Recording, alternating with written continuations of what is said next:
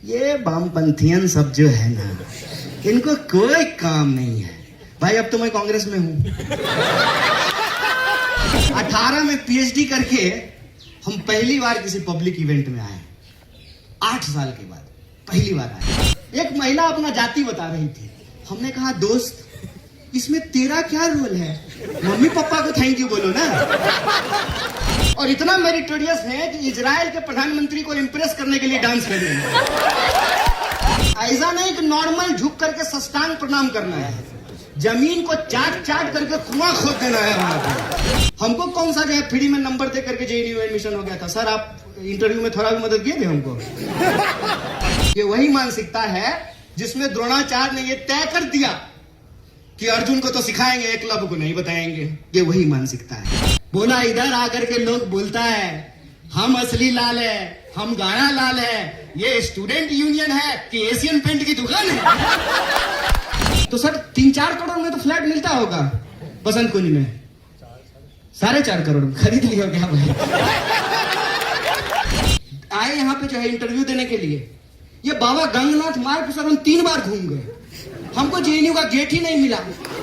हमको लगा कि देश की इतनी बड़ी यूनिवर्सिटी है, कोई शानदार गेट होगा, हम बार बार सामने से गुजर जाएं। हमको जेएनयू मिल गई नहीं। डरते डरते गाइड के पास गए कि डांट ना दे। हम बोले कि जेएनयू यही है। बोला जी यही है। बोले इतना आदर से बात कर रहा है। हमारा कॉन्फिडेंस इतना था कि हम पटनायक सर के पॉकेट से सिगरेट निकाल लेते थे। मैं जेल में गया, मुझे बहुत दिन के बाद चैन मिला था सर। इतना दुखी मत होइए कोई अगर जेल में जाए तो, खुश होइए कि नहीं मानेंगे। तुम जो चूरन बेचोगे ना वो नहीं खरीदेंगे। क्या चूरन बेच रहे हो? क्या है सनातन? संघर्ष ही सनातन है। जब से यह सृष्टि बनी है, जब तक यह सृष्टि रहेगी, अगर कुछ सनातन है तो संघर्ष है। इसलिए संघर्ष करने से कभी मत घबराइएगा, चाहे उसका परिणाम कुछ भी हो। माफी मांग लेंगे तो बताइए सावरकर और भगत सिंह में क्या फर्क रहेगा?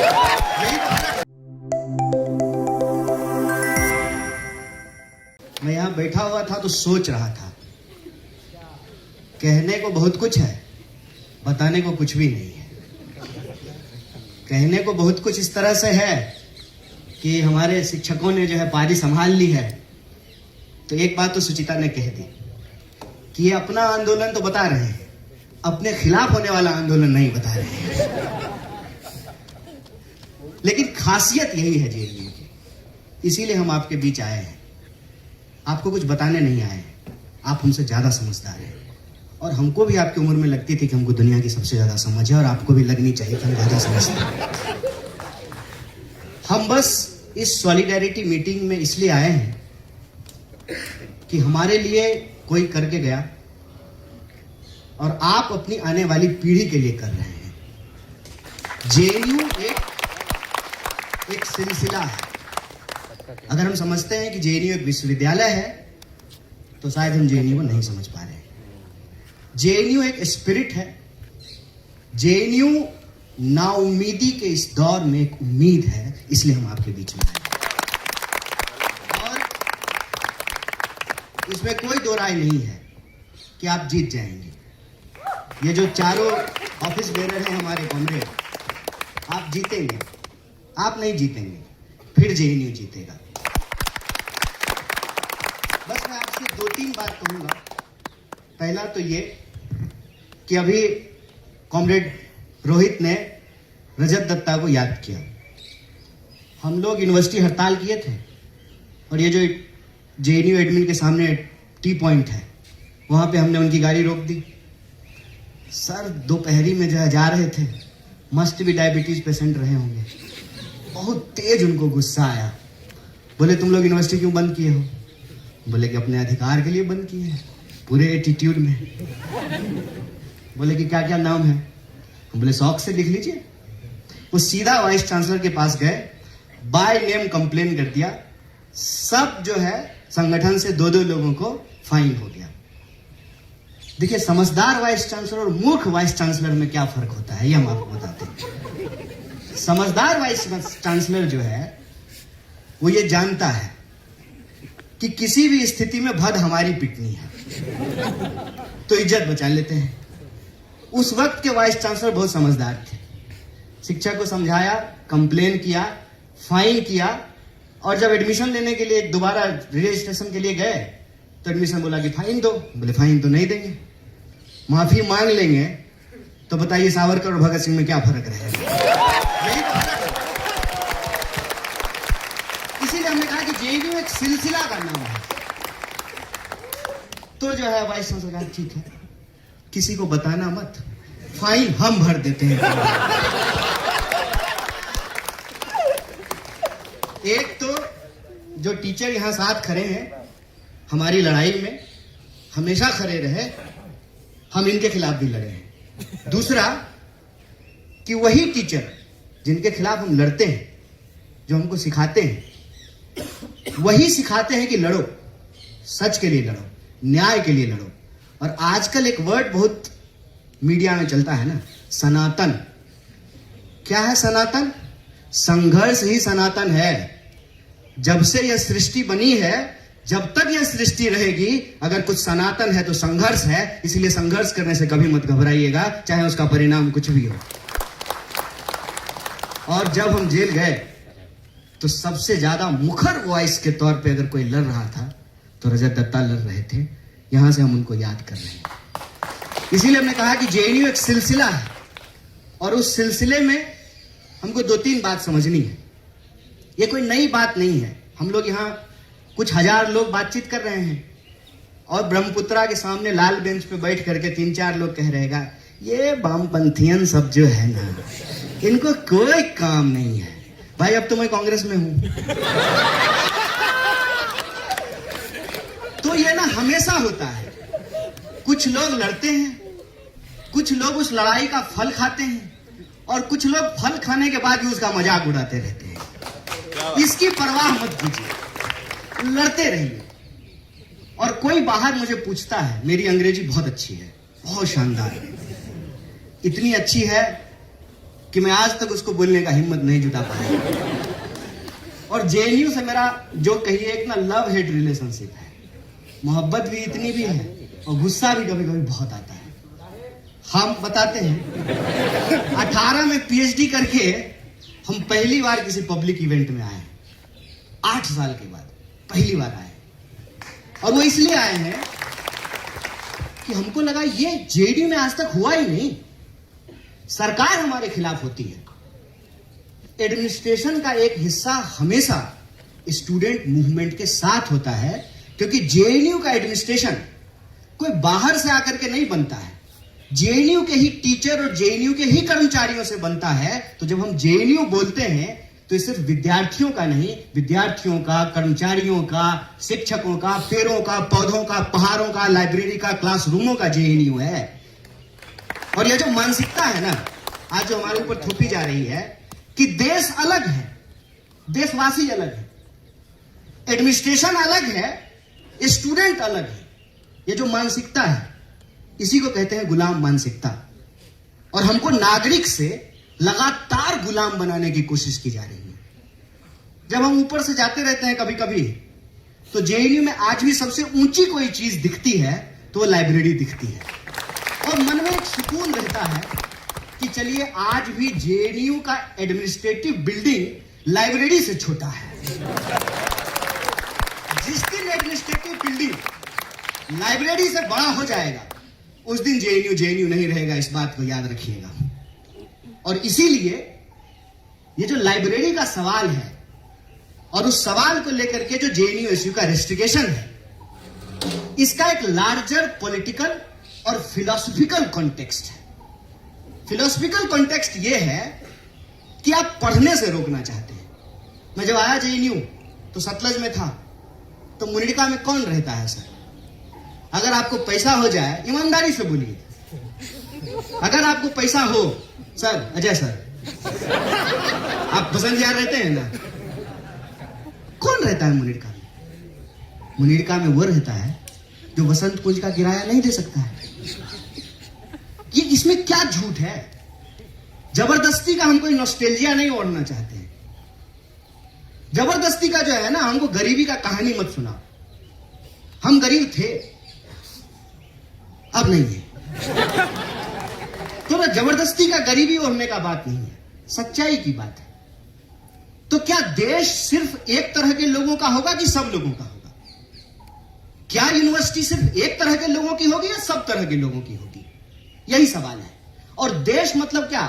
हिमालय, समंदर, नदियां, या देश में रहने वाले लोग? ठीक उसी तरह से विश्वविद्यालय का मतलब क्या? सिर्फ वाइस चांसलर, एडमिनिस्ट्रेटिव बिल्डिंग, सड़कें, या जेएनयू में रहने वाले लोग? जेएनयू में रहने वाली वो तमाम चीजें। बाहर कोई पूछता है जेएनयू की याद आती है? हम बोले आती है, बिल्कुल आती है। जेएनयू नहीं होता तो हम नहीं होते। अब इसमें अच्छी भी बात भी है और बुरी बात भी है, इसीलिए हमने कहा कि लव हेट रिलेशनशिप है। तो बता क्या खास है जेएनयू का? और ये मैं मेटाफोरिकल नहीं बोल रहा हूं, इसको मेटाफोरिकली मत समझिएगा। हमने कहा कि जेएनयू का मतलब यह है कि हमने अपनी आंखों से गिलहरी, कबूतर, बिल्ली और कुत्ता एक साथ खाना खाते हुए देखा है। ये मैं मेटाफोरिकली नहीं बोल रहा हूं। बिहार का एक सुदूर देहात का आदमी हिंदी भी जोड़ जोड़ करके बोलता है, हिंदी बोलते बोलते भोजपुरी बोलने लगता है। वो अंग्रेजी की पीएचडी स्कॉलर केरला की लड़की से शादी किया है। बताइए जेएनयू में ही संभव है? नहीं है।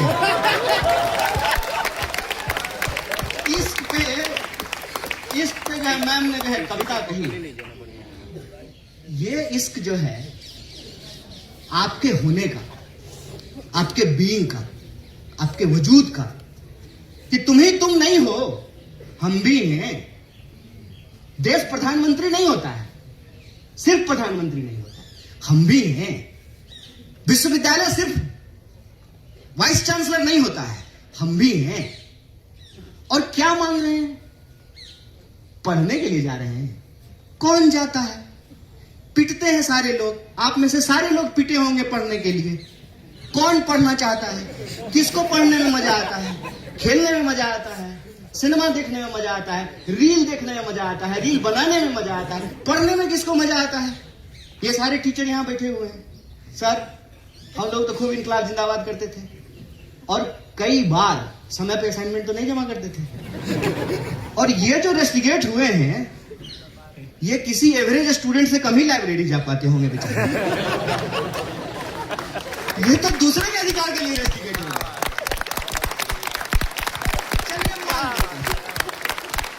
चलिए मान लेते हैं जगह कम है। अरे तो मई की दोपहरी में, जेठ की दोपहरी में ज्यादा से ज्यादा क्या करेगा?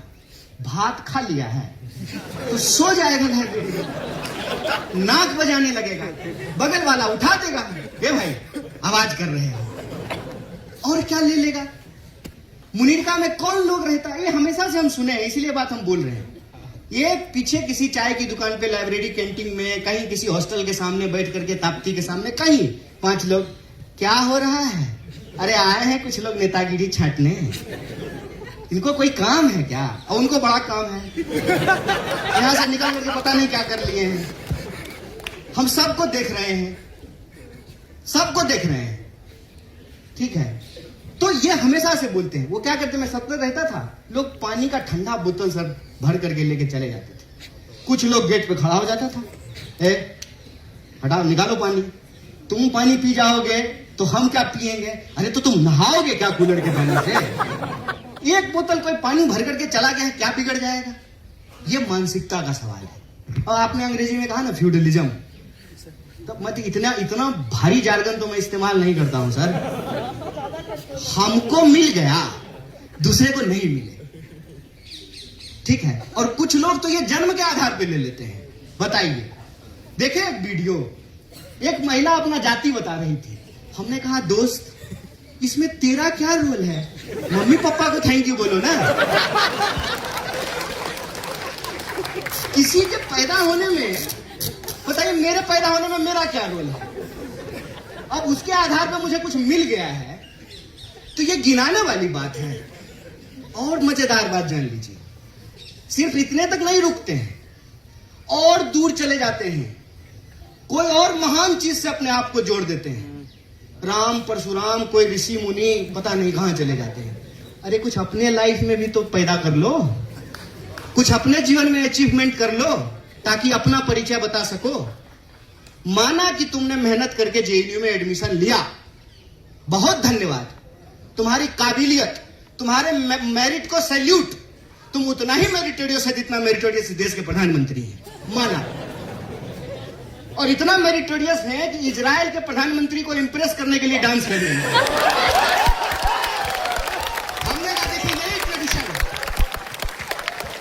अब देखिए दो सिलसिला है, एक सिलसिला जेएनयू का सिलसिला है। यहां श्रीमती इंदिरा गांधी के बारे में बोला जा रहा था और हम चुपचाप सुन रहे थे। यह जेएनयू का सिलसिला है। और एक सिलसिला आदरणीय वाइस चांसलर, क्या नाम है उनका? अच्छा, शांति श्री। तो एक तो और तो कुछ समय के बाद से ना ऐसे वाइस चांसलर आ रहे हैं सर कि उनका नाम लेने के लिए डिक्शनरी खोलना पड़ेगा। तो एक उनका सिलसिला है, जेएनयू के विरोध का सिलसिला। ये आइडिया का लड़ाई है। उसमें क्या है ना कि प्रधानमंत्री डांस करते हैं इजराइल को इंप्रेस करने के लिए, वाइस चांसलर डांस कर रहे हैं प्रधानमंत्री को इंप्रेस करने के लिए। और क्या हो रहा है मुझे बता दीजिए तो जरा। एडमिनिस्ट्रेशन में लेटने का कंपटीशन है सर। ऐसा नहीं कि नॉर्मल झुक करके साष्टांग प्रणाम करना है, जमीन को चाट चाट करके कुआं खोद देना है वहां पर। तो एक जेएनयू की संघर्ष की परंपरा और एक ये सिलसिला है। एक जो है ना नमस्ते सदा वत्सले की परंपरा है कि संघर्ष मत करो, मां बाप के कृपा से अपनी जाति गिना दो, कुल धर्म के नाम से जो है अपना धर्म गिना दो, दूसरे के कर्म को अपना कर्म बता करके अपना अधिकार सुनिश्चित कर लो। माना कि तुम बहुत मेरिटोरियस हो, हम भी थे, हमको कौन सा जो है फ्री में नंबर दे करके जेएनयू में एडमिशन हो गया था। सर आप इंटरव्यू में थोड़ा भी मदद किए थे हमको। इंटरव्यू दे दिए तो कहते हैं पटनायक सर पहले क्यों नहीं बताया जी। बोले पहले बताते तो क्या होता। नहीं नहीं वैसे ही पूछ रहे हैं, वैसे इंटरव्यू तुम्हारा बहुत अच्छा गया है। बोले बहुत अच्छा टीचर है, इंटरव्यू के बाद कह रहे हैं। आप सभी तो मेरिटोरियस है ना। ये चारों जो जीत के आए हैं ये मेरिटोरियस नहीं है। ये भी तो आए हैं एडमिनिस्ट्रेशन का एग्जाम दे करके, ये भी तो एंट्रेंस निकाल करके आए हैं, ये भी तो पढ़ते हैं। इनको कौन से अनुकंपा पे है एडमिशन हो गया है। तो हम प्रवेश कर गए हैं, ट्रेन में हमको जगह मिल गई है, दूसरे को नहीं बैठने देना है। ये वही मानसिकता है। किसी तरह से मेरिट नहीं भी हो, जात दिखा के धर्म दिखा करके पांव पकड़ करके सत्ता के सामने नतमस्तक हो करके कोई जगह पा लिए हैं, दूसरे को नहीं घुसने देना है। ये वही मानसिकता है। ये वही मानसिकता है जिसमें द्रोणाचार्य ने ये तय कर दिया कि अर्जुन को तो सिखाएंगे, एकलव्य को नहीं बताएंगे। ये वही मानसिकता है। और यही वो मानसिकता आपको रोज देखने को मिलेगी कि हम सतलज में आ गए हैं ना, हम मुनीरका में रहने वाले किसी गरीब आदमी को अपने वाटर कूलर से पानी नहीं पीने देंगे। हम जेएनयू में आ गए हैं, हम किसी और को लाइब्रेरी में नहीं पढ़ने देंगे। याद रखिएगा कि आप जेएनयू में ऐसे नहीं आ गए हैं, हम जेएनयू में ऐसे नहीं आ गए हैं। ऐसे ही नहीं जो है हम जेएनयू में एक दिन प्रेसिडेंट हो गए और ऐसे ही नहीं जो है हमको सरकार पकड़ करके जेल में डाल दी। हमारे पीछे लोग लड़े थे, इसलिए कन्हैया कुमार बन करके यहां खड़े हैं। ये जेएनयू ऐसे नहीं बन गया है, कोई इसको बनाया है, कोई इसके लिए लड़ा है। तो मैं जेएनयू के स्टूडेंट से सिर्फ इतना बात कहता हूं, रे भाई नमक हराम मत हो, तुम्हारे लिए कोई लड़ा था, तुम भी आने वाले लोगों के लिए लड़ो। और आज ना ये शुरुआत है, ये वाटर टेस्टिंग है, इस बात को याद रखना। हमेशा भाग जाना आसान होता है। जब क्रैकडाउन हुआ था, मैं ज्यादा नॉस्टैल्जिक दुनिया में नहीं जाना चाहता हूं, क्या कहानी गिनाता रहूंगा। आज की लड़ाई है, नया सवाल है और बहुत सारी चीजें बदल गई हैं। मुझे यहीं आकर के बहुत कुछ अजीब लग रहा है। जैसे कि पानी जब मिला पीने के लिए, हमने कहा कि भाई स्टूडेंट यूनियन के प्रोग्राम में आजकल बिस्लरी का बोतल मिलता है, उसके बाद चाय मिला, उसके बाद इनको भी मिल रहा था। हम बोले कि गजब है। और आप जितने लोग सामने बैठे हैं, मैं बमुश्किल किसी को जानता हूं। एक हम अपने शिक्षकों को जानते हैं, लव हेट रिलेशनशिप, और दूसरे वो गार्ड साहब जो हमारे साथ हैं, यही रह गए हैं। उसी तरह से आप भी बहती हुई नदी का पानी है, आज है कल चले जाएंगे। यह परंपरा कायम रहनी चाहिए, यह सिलसिला कायम रहना चाहिए, ये वजूद बना रहना चाहिए कि कल को फिर जेएनयू की सीढ़ियों पे खड़ा होकर के कोई नौजवान इश्क करने की हिम्मत करे और सत्ता की आंख में आंख डाल करके सवाल पूछने का हिम्मत करे। यह देश जितना तुम्हारा था उतना ही हमारा है और उतना ही आने वाली पीढ़ी का रहेगा। यह विश्वविद्यालय कायम रहनी चाहिए। यह विश्वविद्यालय उस सपने को जीता है जो सपना इस देश का संविधान हमको दिखाता है। वो सपना बराबरी का सपना है। वो सपना जन्म के आधार पर किसी के साथ भेदभाव नहीं होने का सपना है। वो सपना हमारी भाषा, बोली, क्षेत्र के आधार पर जो हमारे साथ शोषण होता है उस शोषण की समाप्ति का सपना है। हम ये नहीं कहते हैं समाप्त हो गया। और मैंने कॉमरेड सुचिता को कहा, जानते हैं जेएनयू का मजेदार बात क्या है? अभी तक तो 2 ही पार्टी सरकार में आई है ना, तो 2 ही पार्टी का लोग विरोध किया है। फर्ज कीजिए कल को अगर कम्युनिस्ट पार्टी की सरकार बन जाती ना, तब जेएनयू उस सरकार के खिलाफ लड़ रहा होता। मैं ये बात दावे से कह सकता हूं, मैं दावे से ये बात कहता हूं। और क्यों मैं ये बात कहता हूं? जब 2011 में मेरा एडमिशन हुआ सर, 12 में जो है चुनाव हुआ, सुचिता प्रेसिडेंट बनी, हमारी प्रेसिडेंट बनी थी, हम लोग एक दूसरे के खिलाफ लड़ रहे थे। 18 में जब हम पीएचडी सबमिट करके निकल रहे थे तो बालाजी प्रेसिडेंट बना था। उसके बाद जो आपस में लड़ते थे, आपस में जो है एक साथ यूनियन बना लिए हैं। बताइए, आयशा और एसएफआई मिल करके चुनाव लड़ रहा है। जिन्होंने ये बात नहीं देखा उनको तो आइडिया ही नहीं है फिर कि फ्री थिंकर क्या हुआ करता था। और हमारा एक बहुत ही बेहतरीन जो है अध्यक्ष हुआ करता था। बड़ी मुश्किल से वो बेचारा आकर के यहाँ हिंदी बोलना सीखा। हम लोग तमिल नहीं सीखे, वो हिंदी सीख गया। वो अपने भाषण में बोला था एक बात जा करके, और मुझे आज तक वो बात याद है। बोला, इधर आकर के लोग बोलता है हम असली लाल है, हम गाना लाल है, ये स्टूडेंट यूनियन है कि एशियन पेंट की दुकान है। ये बहस हमेशा इस विश्वविद्यालय में रहेगा।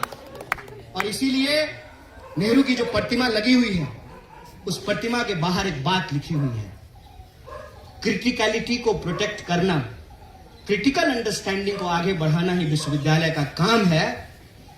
हो सकती है कि इसमें बहुत सारी कमियां हो, लेकिन हमको इस बात का गर्व है कि इस देश में बखूबी कोई विश्वविद्यालय अगर इस भूमिका को निभा रहा है तो उसका नाम जेएनयू है। इसीलिए जब हम कहते हैं वी आर जेएनयू, तो हम गर्व महसूस करते हैं। होगी नाराजगी, होगा गुस्सा, लेकिन जब कहते हैं वी आर जेएनयू तो उस रिश्ते से, उस सिलसिले से, उस ट्रेडिशन से जो है एक नाता बन जाता है। और जब उस पर कोई आंच आती है ना, तो सारी बाधाओं को छोड़ करके मन करता है कि भाग करके वहां जाएं और हवा में लहराती हुई मुट्ठियों को तान करके कहें कि जेएनयू खरा था, खरा है और खरा रहेगा। ये इसलिए खरा रहेगा कि कल को फिर से काला मंडी से आया हुआ कोई नौजवान जिसको ना हिंदी आती है ना अंग्रेजी आती है, उसको उड़िया बोलते हुए अफसोस नहीं हो। एक बिहार के किसी देहात से आया हुआ नौजवान, नॉर्थ ईस्ट से आया हुआ नौजवान, कश्मीर से आया हुआ कोई नौजवान, केरल से आया हुआ कोई, वो तो हम हैं ही सर, तो ना नहीं young sir, age is number, young is feeling. तो हम ये कह रहे हैं कि वो सिलसिला कायम रहना चाहिए। और ये जो पूरा का पूरा मसला है लाइब्रेरी का, इसको यूं समझ लीजिए कि ये ना वाटर टेस्टिंग है। इसको ये मत समझिए कि फेस रिकॉग्निशन, ये सब डिवाइड करने का कोशिश है। सर्विलांस, सिक्योरिटी, अरे कौन सा वहां परमाणु बम रखा हुआ कि कोई चुरा करके चला जाएगा, फॉर्मूला रखा हुआ है। वो तिरंगा सिनेमा में एक नहीं था कि हमने जो है सर्किट निकाल लिया है, फ्यूज कंडक्टर, कौन सा फ्यूज कंडक्टर वहां रखा हुआ है? कौन किताब चुराता है? किताब ही तो सर एक ऐसी चीज है कोई चुराता नहीं है, आप कहीं छोड़ करके चले जाइए। तो लाइब्रेरी रोक रहा है, ये अभी लाइब्रेरी रोक रहे हैं। असल बात मैं बार बार जो कहता हूं, देखिए हम लोग एक बड़े नाटक का छोटा सा पात्र है, बहुत छोटा सा। Privatisation of profit, socialisation of loss, monopoly of power और ये जो एप्स्टीन में निकल करके सामने आ रहा है ना, ये इसकी हकीकत कि दुनिया भर के चोर जो हैं ये एक इकट्ठा है और चारागाह बना लेना चाहते हैं दुनिया को। और विश्वविद्यालय उनके आंखों में खटकता है, क्योंकि विश्वविद्यालय आपको सवाल पूछने के लिए सिखाता है, विश्वविद्यालय आपको क्वेश्चन करने के लिए सिखाता है। और जैसा प्रोफेसर पटनायक ने कहा कि टीचर की ताकत स्टूडेंट है, स्टूडेंट की ताकत विश्वविद्यालय का ताकत समाज है। इसीलिए आप बार बार देखेंगे कि विश्वविद्यालय को समाज से काटने की कोशिश की जाती है। यह एक डेलिबरेट अटेम्प्ट था कि जेएनयू को बदनाम किया जाए। और यह बात मैं बार बार कहता हूं कि किसी विधवा की जमीन कब्जा करना हो ना, तो उसको चरित्रहीन और डायन बताना जरूरी है। समाज में उसको लेकर के डर हो कि अपना पति खा गई, अब तुम्हारा पति खा जाएगी। और जब ये डर समाज में कायम हो तो समाज और विश्वविद्यालय अलग हो जाते हैं। फिर जब विश्वविद्यालय पर हमले होते हैं सरकार के द्वारा, तो विश्वविद्यालय के साथ कोई खड़ा नहीं होता है। और असल बात यह है कि ये जो पूरा का पूरा लूट का मामला है, बसंत कुंज जैसी जगह पे आप में से बहुत सारे लोग हवाई जहाज चढ़े होंगे, ऊपर से जाते हैं कितना सुंदर लगता है। खाली कंक्रीट ही कंक्रीट है। दो ही जगह ग्रीनरी नजर आती है, एक जगह जहां आदरणीय राष्ट्रपति रहती है, दूसरी जगह आदरणीय वाइस चांसलर रहते हैं। क्यों नहीं खटकेगी? सर आप लोग तो घर लिए होंगे ना, बाहर में बुक तो कराए होंगे ना, आप बाहर ही रहते हैं ना, तो सर 3-4 करोड़ में तो फ्लैट मिलता होगा बसंत कुंज में। 4.5 करोड़ में खरीद लिया क्या भाई? 4.5 करोड़ में फ्लैट मिलता है सर। ये 1000 एकड़ जमीन है। आपको क्या लगता है उनको लाइब्रेरी में घुसने से प्रॉब्लम है? ना ना, आप कालाहांडी से चल करके, नागालैंड से चल करके, कश्मीर से चल करके, बिहार से चल करके, आप जो तमिलनाडु से चल करके यहां आकर के पढ़ते हैं और यहां पर रह रहे हैं। वाह कमाल बात है। सड़क के इस तरफ जो है इतना सस्ता जो है, आप जो है खुले आसमान के नीचे जो है ना ओपन बार का मजा ले रहे हैं, और सामने जो है एक एक गिलास का जो 500-500 रुपया देना पड़ रहा है। सामने मॉल है ना, कैसे बर्दाश्त करेगा लोग? कैसे बर्दाश्त करेगा लोग? इसको आप छोटी लड़ाई मत समझिए, ये आपके पढ़ने के अधिकार पर हमला है। सरकार नहीं चाहती है कि आप पढ़ें, सरकार नहीं चाहती है कि आप सवाल पूछें। और देखिए हम तो एक पार्टी में हैं जो पार्टी सरकार चलाती है, कहीं कहीं मैं आपको एक रूलिंग क्लास मेंटालिटी के बारे में बताना चाहता हूं। पीपल आर बर्डन, लोग बोझ हैं, लोग बोझ हैं, और खास करके गरीब लोग बोझ हैं। और गरीब लोगों को ला करके जेएनयू पढ़ाती है। आप दीजिए ना 50 लाख रुपया महीना, 50 लाख साल, आपको पता चलेगा। हम आए थे सर मगध यूनिवर्सिटी से, आए यहां पे जो है इंटरव्यू देने के लिए। ये बाबा गंगनाथ मार्ग पर सर हम 3 बार घूम गए, हमको जेएनयू का गेट ही नहीं मिला। हमको लगा कि देश की इतनी बड़ी यूनिवर्सिटी है, कोई शानदार गेट होगा, हम बार बार सामने से गुजर जाएं, हमको जेएनयू मिल गई नहीं। तो हमने एक भाई से पूछे कि भाई जेएनयू कहाँ है? तो बोला कौन सा? बोले कौन सा? एक ही जेएनयू है। बोला नहीं 2 है। बोले 2 है? हमको तो एक ही पता है। बोला एक ओल्ड है एक न्यू है। अब हम कंफ्यूज हो गए, नए में जाएंगे पुराने में। हमने कहा नए में चलते हैं। तब न्यू इंडिया नहीं आया था सर। तब अगर न्यू इंडिया होता तो क्लैरिटी होती, पहले ही बोल देते न्यू में। तो बोले न्यू में, तो वापस इसी गेट पे बोले हम यहां से हम 3 बार गुजर गए। वहां गए हम डरते डरते, अभी हमारे गार्ड साहब हमको इतना प्यार से बतियाए हैं, ठीक है ना।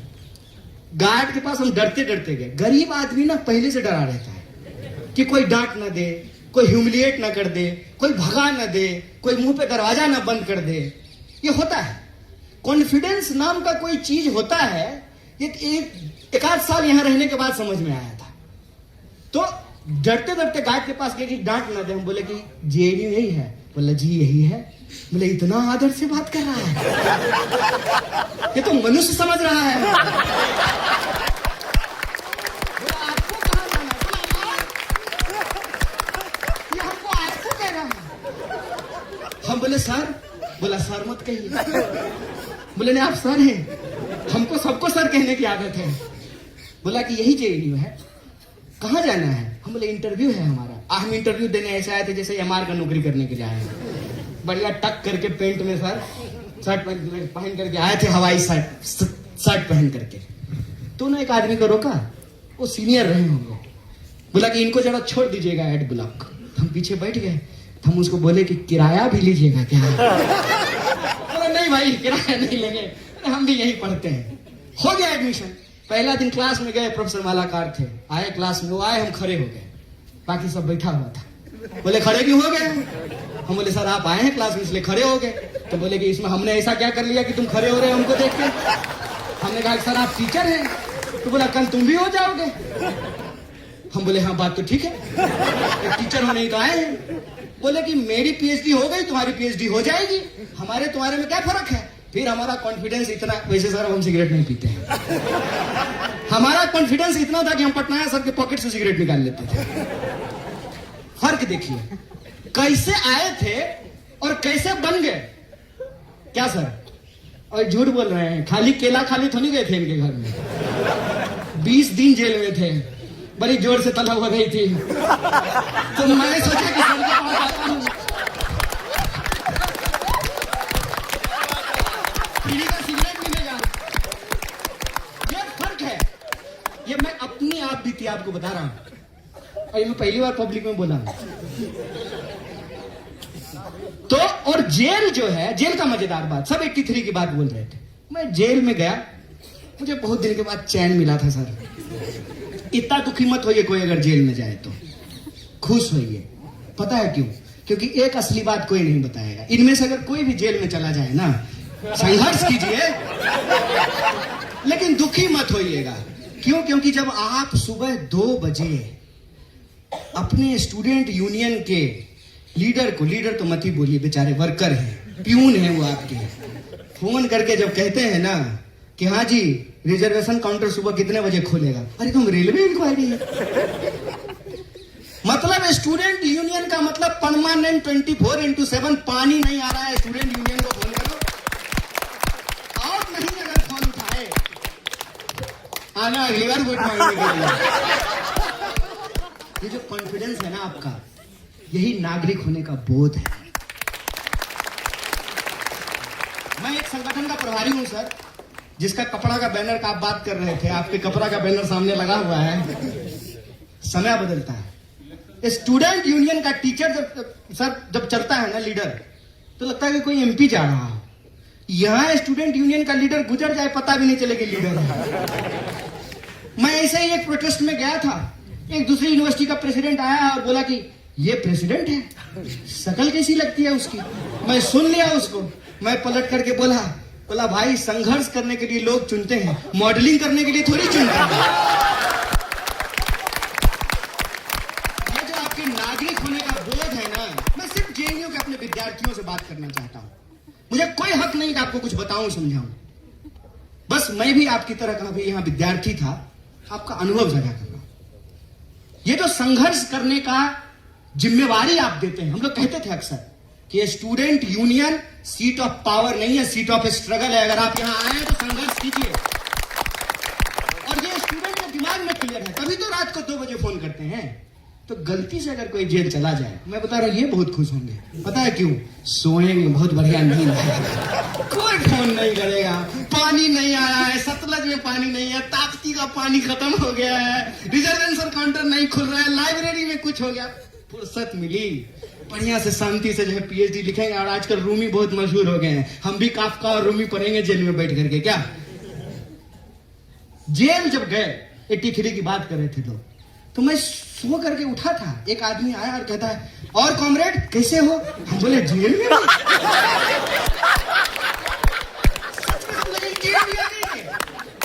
वो आदमी आया, बोला कि अरे रे घबराओ नहीं। बोले नहीं घबरा तो नहीं रहे, घबराना होता तो जेल में थोड़ी होती, घबराना होता तब थोड़ी जेल में होते, घबरा गए तब कहां, घबरा गए तो सरकार में होते, जेल में थोड़ी होते। तो जो है वो आया, बोला कि अरे हम भी आए थे यहाँ पे, तुम्हारे जो है ना टीचर मालाकार और पटनायक, उन लोगों के साथ हम भी आए थे। बोले आप क्या करने आए थे? अरे सैनिटाइज हुआ था, लोगों को जेल भेज दिया गया था, हम भी आए थे जेल में। तो हम बोले अभी क्या है? बोले अभी हम जेल कमिश्नर हैं, पूरा जेल हमारे ही अंदर।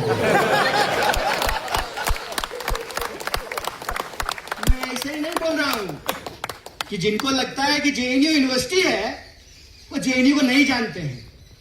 जेएनयू का इतिहास, मुंह जवानी जेएनयू के एक एक ईंटों पर दर्ज है, एक एक क्लासरूम के बेंचों पर दर्ज है। और जो लोग यहां आए उनका सौभाग्य, वो उनकी जिंदगी के सबसे बेहतरीन दिनों में से एक है। इसीलिए प्यार और रंज, हिट कि इतना कुछ कर लेने के बाद भी, हाँ, सबसे ज्यादा क्रिटिसिज्म अगर कहीं से हो सकता है तो जेएनयू से ही होता है। और इसके लिए मुझे आपसे कोई शिकायत नहीं है, मैं आपको सैल्यूट करना चाहता हूं। आप अपने स्पिरिट को इसी तरीके से कायम रखिए।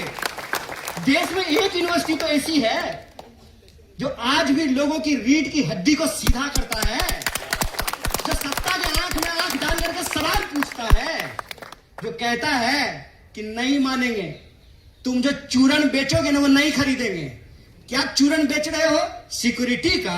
अच्छा, यहां लोग जो है बॉर्डर घुस जा रहे हैं बंदूक लेकर के। कहां घुस आए थे? पहलगाम में, और तुम लाइब्रेरी बचा रहे हो। कमाल बात है। ये जो चूरन बेच रहे हो, इसमें होता कि मॉल में आप सामान खरीदने के लिए जाइए, सामान खरीद लीजिए, कहेगा कि छुट्टा नहीं है, चॉकलेट खा लीजिए। नहीं खाना है मुझे चॉकलेट। यही तो जेएनयू का एटीट्यूड है ना। तुम जो दोगे नहीं लेंगे, और जो हमको लेना होगा वो छीन करके लेंगे। यही तो है ना। तुम कह रहे हो कि भैया फेशियल रिकॉग्निशन नहीं लेंगे, चंदा लेंगे बारकोड से। आप लोगों ने कॉन्ट्राडिक्शन पकड़ा? सर डायलेक्टिक्स पढ़ाए हैं आप लोग, डायलेक्टिक्स देखे। बोला कि जो है फेशियल रिकॉग्निशन नहीं मानेंगे, लेकिन चंदा आप क्यूआर का कोड से लेंगे। तुम्हारे हिसाब का डिजिटल इंडिया नहीं चलेगा, हमारे हिसाब का डिजिटल इंडिया चलेगा। हम एआई बनाए हैं, एआई को हमको नहीं बनाने देंगे। इस बात को याद रखना। यही फर्क है जेएनयू में और देश के दूसरे विश्वविद्यालयों में, कि हमको जो चाहिए वो लेंगे। और मैं आपको एक आंदोलन की याद दिला देना चाहता हूं। वाईफाई को लेकर के हम लोग संघर्ष किए सर, और वाईफाई को लेकर के मैं 3 पोजीशन बताता हूं मेरे 7 साल के जेएनयू के अनुभव में। जब आ रहा था, कंप्यूटर हंस रही है सुचिता, बहुत जबरदस्त विरोध हुआ। मशीन आएगा, रोजगार चला जाएगा, इसीलिए जो है कंप्यूटर नहीं आना चाहिए। उसके बाद जेआरएफ आया, लड़ करके जेआरएफ का पैसा बढ़ाया।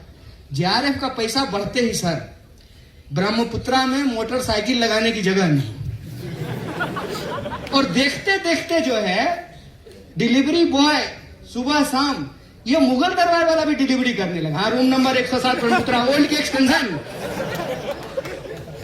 समाज बदलता है, हम भी बदलते हैं। फर्क यह है कि हम बदलाव के खिलाफ नहीं हैं, लेकिन बदलाव हमारी शर्तों पर होगा। हम विकास के खिलाफ नहीं हैं, लेकिन विकास हमारी शर्तों पर होगा।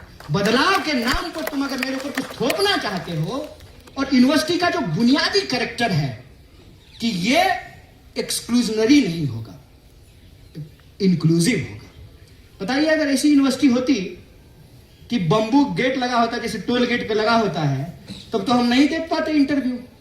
हमको गेट ही नहीं मिल रहा था, और गेट पे अगर गलती से पहुंच भी जाते, गार्ड जोर से हप कर देते तो लौट के चले जाते। कौन पढ़ेगा? हम बीएचयू में मेरा एडमिशन हुआ, मैं आपको बता देता हूं, बीएचयू में मेरा एडमिशन हुआ, हम बीएचयू में एडमिशन ही नहीं लिए। इतना भव्य विश्वविद्यालय था ना सर, हमको लगा इतना दूर घर से यहां रहेंगे कैसे। इतना भव्य, भव्यता से दिक्कत नहीं है, बनाइए ना भव्य। इस लाइब्रेरी को इतना और ऊंचा बना दीजिए, या इतनी ही एक और बिल्डिंग कोशिश कर दीजिए। अरे आपसे ज्यादा तो मिडिवल टाइम का शासक लोग ज्यादा समझदार था। एक कुतुब मीनार बना लिया था, उसके बगल में दूसरा कुतुब मीनार बनाने का कोशिश कर रहा था, है कि नहीं? इतने साल के बाद सर 70 में यूनिवर्सिटी बनी, 69 में, तब से लेकर के अब तक एक और बिल्डिंग बना लीजिए ना बगल में, और देख लीजिए जो बैठने की जगह की कोई कमी नहीं होगी। कौन कहता है कि हम बदलाव के खिलाफ हैं? बदलाव के खिलाफ कोई हो सकता है? कोई नहीं हो सकता है। कौन विकास के खिलाफ है? नहीं है। लेकिन आप बदलाव किसकी शर्तों पे करना चाहते हैं? यूनिवर्सिटी का बेसिक कैरेक्टर क्या है? यूनिवर्सिटी का बेसिक कैरेक्टर अगर इंक्लूसिव है तो हम बदलाव के खिलाफ नहीं है। यूनिवर्सिटी का बेसिक कैरेक्टर अगर एक्सक्लूसिव है तब हम बदलाव के खिलाफ होंगे, क्योंकि वो बदलाव हमारे लिए नहीं है। वो बदलाव फिर प्रधानमंत्री का विकास मतलब देश का विकास ना भैया। प्रधानमंत्री का विकास मतलब देश का विकास नहीं होता है। प्रधानमंत्री के चढ़ने के लिए 8,500 करोड़ का हवाई जहाज है, इसका मतलब इस देश के तमाम लोगों को चढ़ने के लिए 8,500 करोड़ का हवाई जहाज नहीं है। रेलवे में लोगों को टिकट नहीं मिलता है, भूख से लोग मर रहे हैं, सांप काटने से लोग मर जा रहे हैं, और 5 ट्रिलियन की इकोनॉमी बनी है। यहां बैठे हुए इकोनॉमिस्ट इतने बड़े रोहित आजाद, 5 ट्रिलियन की इकोनॉमी है। अब 5 किलो अनाज लेने के लिए 80 करोड़ लाइन में लगे हुए हैं। बताइए, देश इतना मजबूत हो गया कि 80 करोड़ लोग कौन है जो 5 किलो अनाज लेने के लिए लाइनों में लगे हुए हैं? सर, तुम कहते हो, ये आखिरी बात में बोल रहा हूं, तुम कहते हो कि जेएनयू धर्मशाला बना दें। मेरा एक जिगरी संघी दोस्त है, ये कंफ्यूज मत होना भाई। विचारधारा के आधार पर संबंध नहीं बनते हैं। विचारधारा रहते हैं, विरोध भी रहता है, सहमति रहती है, असहमति रहती है। ये क्या लगता है, ये लोग आपस में नहीं लड़े हैं? खूब लड़े हैं। और आप लोग आपस में नहीं लड़ेंगे? लड़ेंगे। सह अस्तित्व में जीवन है। तो मेरा एक संगी दोस्त था, उससे मुझे बहस करने में बहुत मजा आता है। तो सतलज गेट पे जो है खा करके हम लोग स्पेशल डिनर के पास आ जाते थे, एकदम टहलते टहलते। बहुत समय था ना, उस समय इंस्टाग्राम था नहीं और रील बनाने आता नहीं था, और वाईफाई भी नहीं था सर हॉस्टल में। और वाईफाई को लेकर के जो है तो संघर्ष भी नहीं हुआ था, तब तो कंप्यूटर का ही विरोध हो रहा था। बाद में वाईफाई फ्री हो गया, सब लोग अपना लैपटॉप खरीद लिए, जेआरएफ मिल गया, बाइक खरीद लिए, आजकल अपने कमरों में रहते हैं। हेलो सर चैट पे ही होता है। सतलज से ब्रह्मपुत्रा जब गए तो चाय जाना है यादव जी की दुकान पे पीने के लिए, तो फेसबुक पे इनबॉक्स करता था, चाय पीने चलोगे? बोले इतने में तो खटखटा के कह दोगे ना बगल वाले कमरे में, ये चैट पे बोलने का क्या जरूरत है? आजकल पर्चा भी सर व्हाट्सएप पे लिखा जाता होगा, आई गेस प्रेसिडेंट बताएंगे क्या है ना। बहुत अच्छी बात है। तो संगी मेरा जिगरी दोस्त है। संगी जिगरी दोस्त कहता था तुम लोग बहुत खराब लोग हो। हमने क्या? तुम लोग वामपंथी लोगों का यही प्रॉब्लम है। क्या प्रॉब्लम है? ये बाहर के लोग आकर के जो यहाँ पानी ले जा रहे हैं और तुम इनको बढ़ावा दे रहे हो। जेएनयू धर्मशाला है क्या? हम बोले 5 मिनट पहले तुम हमको विधर्मी कह रहे थे। 5 मिनट पहले तुम हमको विधर्मी कह रहे थे और 5 मिनट बाद तुम हमको कह रहे हो जेएनयू धर्मशाला है। दोनों में से एक बात बोलो ना। या तो धर्म मानते हैं, धार्मिक लोग जो है रहते हैं जेएनयू में, या धर्म विरोधी लोग रहते हैं। भाई ये जेएनयू में पढ़ने वाले, ये जेएनयू एसयू, ये लोगों के पढ़ने के अधिकारों के लिए लड़ रहा है, और तुम लोग कहते हो जेएनयू एसयू अय्यासी करता है। दोनों में से कोई एक ही बात होगा ना। और एक बात यह है कि तुमको सबको नहीं देना है, और जेएनयू को ना इसकी जितनी ताकत और जितनी कुवत है ना, ये सबको देना चाहता है। इसीलिए जब हम कहते हैं वी आर जेएनयू, मतलब हम सबका जेएनयू है। और जब जेएनयू में कोई सवाल होता है, जेएनयू के ऊपर कोई हमला होता है, तो हम अपनी विचारधारा, अपनी पहचान, अपना संगठन, उन तमाम चीजों को छोड़ करके इकट्ठा हो जाते हैं। यही जेएनयू की ताकत है। और आज भी हम इस बात के लिए खड़े हैं कि जेएनयू को बचाना मतलब उस सपने को बचाना कि यह देश हम सबका है। देश का मतलब देश के 140 करोड़ लोग होते हैं, और भारत माता का मतलब भारत में रहने वाले लोग होते हैं। विश्वविद्यालय का मतलब विश्वविद्यालय में रहने वाले लोग होते हैं, चाहे वो स्टूडेंट हो, कर्मचारी हो, टीचर हो, नदी हो, पहाड़ हो, पेड़ हो, क्लासरूम हो, उससे विश्वविद्यालय बनता है। ये हम सबको बचाने की लड़ाई है। इसमें आप पूरी ताकत से लड़िए, हम भी पूरी ताकत से कंधा मिला करके आपके साथ खड़े रहेंगे। और इस बात को याद रखिएगा, मैं खास करके अपने चारों ऑफिस बेरर को कहना चाहता हूं, और आप सबके बिहाफ पे कह देता हूं, फॉर्मर जेएनयू प्रेसिडेंट्स के बिहाफ पे कहता हूं, करंट जेएनयू एसयू को, ये सीट ऑफ स्ट्रगल है, और आप 4 लोग नहीं हैं। जब क्रैकडाउन हुआ 2016 में, अफरा तफरी मच गई, हर गेट पे पुलिस खड़ी थी, तो एक हमारे टीचर यही पढ़ाते हैं SSS में, सिगरेट पी रहे थे। क्या हाल है? ठीक है सर, पिलाइए। क्या सोच रहे हो? बोले सर समझ में नहीं आ रहा है, बड़ा माहौल खराब है, एक फोन काटते हैं दूसरा फोन आ जाता है। अभी यहीं पे जो है दिल्ली पुलिस के भी स्टाफ घूम रहे थे, आज नाम नहीं लेंगे, नौकरी चली जाएगी। तो हम पूछे क्या माहौल है? बोला सर माहौल तो बहुत खराब है, हर तरफ से लोग जमा है, कभी भी हमला हो सकता है। हम बोले सर पता नहीं क्या करें। बोले सुनो, यही शब्द था उनका, और यही मैं आपके सामने दोहरा रहा हूं। सुनो, ये मत सोचना तुमको 1000 लोगों ने वोट दिया है, ये मत सोचना कि तुम्हारे संगठन में 10-15 लोग हैं, ये मत सोचना। ये सोचना कि तुम JNU-SU के प्रेसिडेंट हो। और जब हम JNU-SU कहते हैं ना, तो ये 2016 में नहीं है, ये आजादी के पहले शुरू होता है और ये तुम्हारे मरने के बाद भी कायम रहेगा। तुम उस परंपरा के वाहक, इस बात को याद रखना कि तुम सिर्फ 1000 स्टूडेंट के प्रेसिडेंट नहीं हो, तुम 8000 स्टूडेंट के प्रेसिडेंट हो, चाहे वो ABVP से भी जुड़ा हुआ क्यों नहीं है, चाहे वो तुमको वोट दिया या नहीं दिया, तुम पूरी यूनिवर्सिटी के प्रेसिडेंट हो। और तुम अगर भागे तो पूरा का पूरा यूनिवर्सिटी डिमोरलाइज होगा। तुम्हारे कंधे के ऊपर अब ये जिम्मेवारी है कि उस विरासत को, उस परंपरा को, उस सिलसिला को कायम रखो जिसको हम JNU-SU कहते हैं। तो आप 4 लोग नहीं हैं, आप JNU-SU हैं। और इस वाइस चांसलर को ये कहना चाहते हैं कि आप यहां से पढ़ी हैं। अफसोस की बात है, अगर जगदेश कुमार था तो कहते हैं ना कि गालिब दिल को बहलाने के ख्याल अच्छा था, कहते थे बाहर का आदमी है। आप तो यहां से पढ़ी है मैडम, आपको मालूम नहीं है कि JNU-SU क्या है? ये आपको क्या लगता है एक संगठन के लोग हैं? और ये बात क्या सिर्फ SSS की सीढ़ियों तक रहने वाली है? आज यहां से हम आपको ऐलान करते हैं कि अगर आप JNU-SU को बहाल नहीं करेंगे, पूरे के पूरे JNU-SU की विरासत के बिहाफ पे ये बात कहते हैं। जो यूनिवर्सिटी आज यहां पढ़ रहे बच्चों के साथ बनता है और जो लोग पढ़ के जा चुके हैं उनके बिहाफ पे कहते हैं, आपको मुंह की खानी पड़ेगी, आपको JNU-SU को बहाल करना पड़ेगा।